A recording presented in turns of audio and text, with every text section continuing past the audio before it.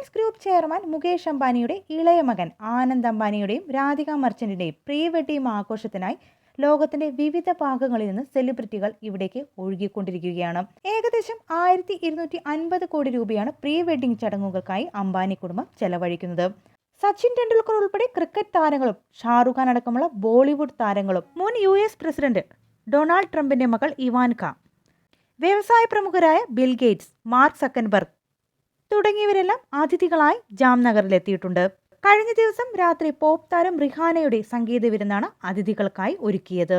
ഏകദേശം 74 കോടിയോളം രൂപയാണ് റിഹാനയെ ചടങ്ങിലെത്തിക്കാൻ അംബാനി കുടുംബം ചെലവഴിച്ചത്. വ്യത്യസ്ത തീമുകളെ ആസ്പദമാക്കിയാണ് പ്രീ വെഡിംഗ് ആഘോഷം. കഴിഞ്ഞ ദിവസം 51,000 ഗ്രാമവാസികൾക്ക് അംബാനിയുടെ നേതൃത്വത്തിൽ വിരുന്നൊരുക്കിയിരുന്നു. ഗ്രാമവാസികളിൽ നിന്ന് അനുഗ്രഹം തേടിയാണ് അംബാനി കുടുംബം അന്നസേവ നടത്തിയത്. ജാംനഗറിലെ വിമാനത്താവളത്തിന് താൽക്കാലികമായി അന്താരാഷ്ട്ര പദവിയും നൽകിയിട്ടുണ്ട്. വിദേശാതിഥികളുടെ സ്വകാര്യ വിമാനങ്ങൾ വരുന്നത് പരിഗണിച്ച് 10 ദിവസത്തേക്കാണ് ഈ പദവി.